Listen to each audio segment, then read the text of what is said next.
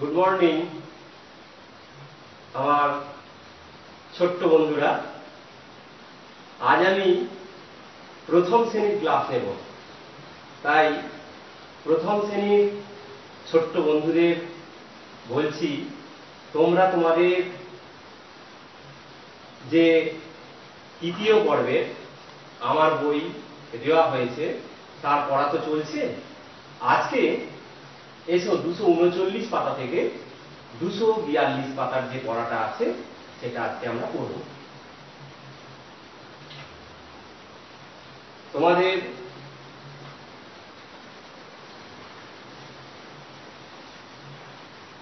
দুশো 239 পাতায় দেখো, এর আগে তোমরা এটা পড়েছো 238 পাতা পর্যন্ত, কেমন? আজকে 239 পাতায় যে পড়াটা আছে সেটা তোমরা ভালো করে দেখো। তোমাদের বইয়েতে দুটো ছবি দেওয়া আছে। কটা ছবি দেখো?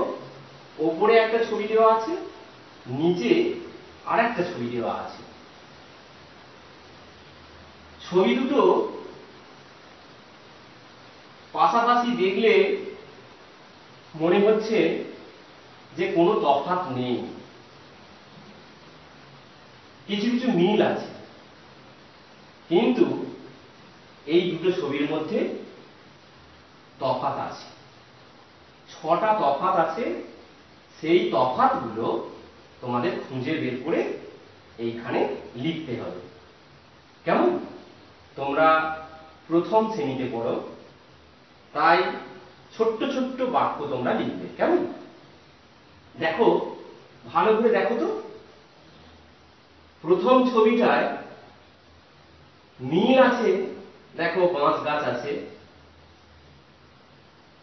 নিচেরটাতেও বাঁশ গাছ আছে, পুকুর আছে দেখো, কিন্তু তফাৎ কোথায় দেখো? পুকুরে একটা সাঁকো আছে, দেখো ভালো করে। এই প্রান্ত থেকে ওই প্রান্তে যাওয়ার একটা সাঁকো আছে, কেমন? আর দেখো ওপরের ছবিটায় যে পথটা আছে, যে পথ দিয়ে আমরা চলি, সেই পথটা দেখো আঁকা বাঁকা। আর নিচের ছবিটার দেখো পথটা সোজা সোজা পথ। এটা একটা তফাৎ। আর একটা তফাৎ কি বললাম? সাঁকো আছে পুকুরের ওপরে, এইটাতে কোনো সাঁকো নেই।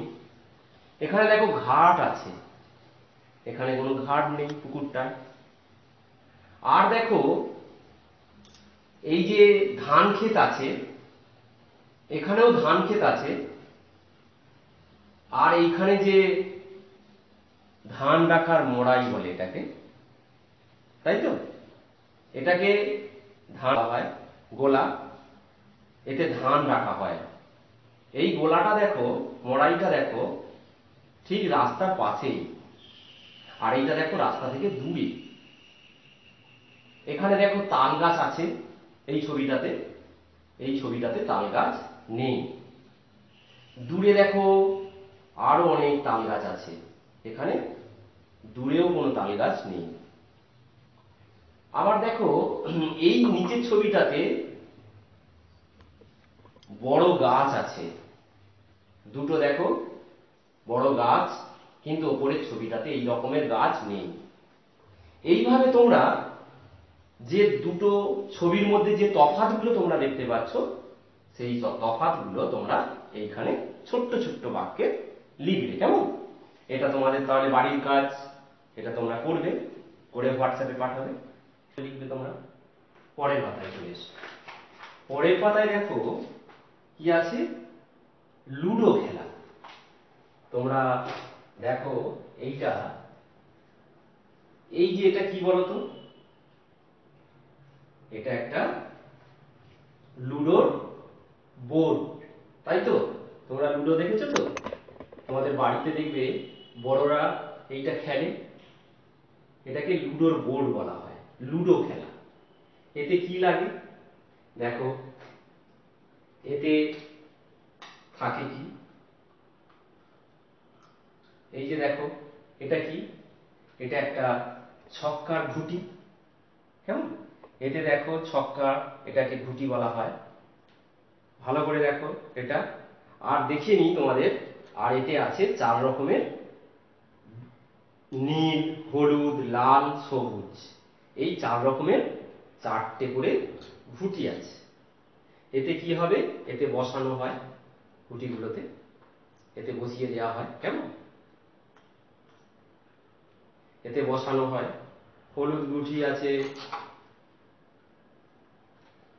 সবুজ গুটি আছে, সবুজ 4টে। এখানে দেখো খেলাটা,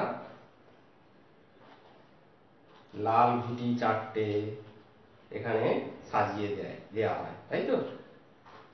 4 রকমের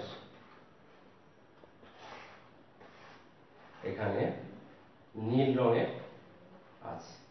এবার দেখো এই যে ঘুঁটিটা, এই ঘুঁটিটার দেখো একটা ডট দেখতে পাচ্ছ, এটা হচ্ছে পুট। তারপরে দেখো দুটো ডট, এটা হচ্ছে 2। তারপরে দেখো 3টে ডট আছে, তার মানে 3। তারপরে দেখো 4টে ডট আছে, 4। তারপরে দেখো এটাতে 5টা ডট আছে, 5। আর দেখো লাল 6টা ডট আছে, এটা হচ্ছে 6। এবার কিভাবে খেলা হবে দেখবে। এই রকম করে খেলা হয়, এরকম করে খেলে এই 2 পড়েছে। আবার এরকম করে যদি একটা ডট পড়ে, দেখো এখন 5 পড়েছে। এরকম করে করে মনে করো আবার 5 পড়ছে। এরকম করে দেখবে 1 পড়লে, যে 1 পড়েছে, এটাকে বলে পুট। কেমন? এবার এইরকম করে করে 6 পড়লে তবে এই ঘুঁটিটা বেরোবে। এরকম করে খেলতে খেলতে যখনই 6 পড়বে তখন ঘুঁটিটা বেরোবে। এরপরে 1 পড়লে কি হবে? পুট পড়লে 1 ঘর যাবে। 2 পড়লে এরকম করে ফেলবে, এরকম করে বারবার ফেলে ফেলে। 2 পড়লে 2 ঘর যাবে। 3 পড়লে 3 ঘর গুনে গুনে যাবে। 4 পড়লে 4 ঘর গুনে গুনে যাবে। 5 পড়লে 5 ঘর যাবে। এবার আবার যদি 6 পড়ে, আবার একটা ঘুঁটি বেরোবে। এইভাবে খেলাটা চলতে থাকে। তোমরা লুডো খেলা বাড়িতে তোমাদের বড়দের সঙ্গে, দাদা, দিদি, মা, বাবা সবাই মিলে যদি থাকে, তোমরা সবাই খেলবে। এইভাবে তোমরা কি শিখে যাবে? ওই সংখ্যাগুলো গোনাও শিখে যাবে। আর একটা মজার খেলা, এটা একটা খুব ভালো লাগবে। কেমন? আর এটা গেল। এবারে চলে এসো, তাহলে এটা তোমরা করে নেবে। এটা কেমন? এটা লিখে নেবে, বাড়ির কাজ রইল। পরের পাতায় যেটা আছে সেটা আমি বোর্ডে লিখেছি। দেখো কি লিখেছি, দেখো বোর্ডেতে, বোর্ডের দিকে দেখো। Jump over 1 number and circle it. Jump over 1 number and circle ইট মানে কি? একটা করে সংখ্যা টপকাতে হবে, টপকে যেতে হবে, দিয়ে সার্কেল করতে হবে। তাহলে দেখো আমি 1টাকে সার্কেল করলাম, এরপরে একটা জাম্প দাও। 1, এখানে পরপর সংখ্যাগুলো আছে 1 2 3 4 5 6 7 8 9 10। এটা হচ্ছে ফরওয়ার্ড ভাবে যাচ্ছি পরপর। তাহলে একটা জাম্প, এটাকে জাম্প করে দিই এইখানে, তাহলে 3টা সার্কেল করবে। 1 ঘর জাম্প করো, 1 নাম্বার জাম্প করছি, তাহলে 4 টপকে গিয়ে 5, 6 টপকে গিয়ে 7, 8 টপকে গিয়ে 9, আর হচ্ছে না। এবারে দেখো পরেরটায় দেখো 10 9 8 7 6 5 4 3 2 1, এটা আছে। এখানে আমি সার্কেল করছি 10টা।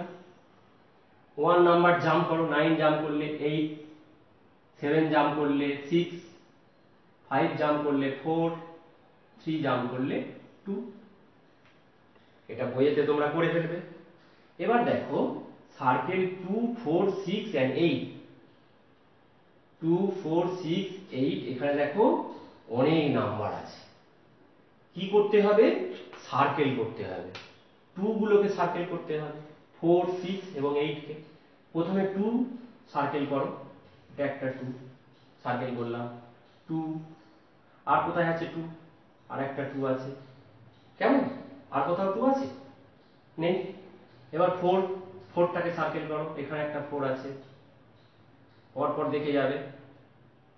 এখানে একটা 4 আছে, আর কোথাও 4 আছে কি? আর নেই। এবার বলেছে 6, 6 কে সার্কেল করতে হবে। কোথায় দেখো 6, আর কোথায় আছে 6, এখানে একটা 6 আছে, কেমন? আর 8, and 8 কে সার্কেল করতে হবে। 8 কোথায়? এটা একটা 8, 8 আর আছে? আর কোথাও নেই। তাহলে এইভাবে তোমাদেরকে করতে হবে। সার্কেল 2, 4, 6 and 8 কে আমি করলাম, তোমরাও তাহলে কি করবে? এই পাতার যেটা আমি করলাম সেটা তোমরা এই পাতায় করে হোয়াটসঅ্যাপে পাঠাবে। পরের পাতা 242 পাতায় দেখো, 242 পাতায় একটা ছবি আছে দেখো। এটা একটা নদী বয়ে যাচ্ছে, নদীর ধারে দেখো পিকনিক করছে। আমি পড়ছি, পড়লেই বুঝতে পারবে। বেশিরভাগ মানুষ একটা সময় নদীর ধারেই থাকতো, নদীরই জল খেত, নদীর পাড়ের জমিতে চাষ করত, নদীতে মাছ ধরত, নদীই ছিল মানুষের জীবন। আজ আমাদের পিকনিক নদীর ধারে, সবাই মিলে এসেছি। কেউ নদীতে নৌকো চড়ছে, কেউ মাছ ধরছে, ঘাটে চান করছে কেউ কেউ, নদীর চারপাশ জমজমাট। তাহলে এই যে পড়াটা পড়লাম, কি বুঝছি? না, বেশিরভাগ মানুষ একটা সময় নদীর ধারেই থাকতো। কেন? তার নিশ্চয়ই কারণ আছে। না, নদীর ধারে থাকলে অনেক কিছু সুবিধা। নদীর জলপথে অনায়াসেই যোগাযোগ করা যাবে। নদীতে জল, সেই জল কি হচ্ছে খাওয়ার ক্ষেত্রে লাগবে, খেতে লাগবে। নদীর জলে কি হচ্ছে, যে নদীর জমি আছে, চড়া আছে, সেখানে ফসল চাষ করতে যে জল লাগে সেই জল অনায়াসেই পাওয়া যাবে নদী থেকে। নদীতে মাছ থাকে, সেই মাছ ধরে তারা খেতে পারবে।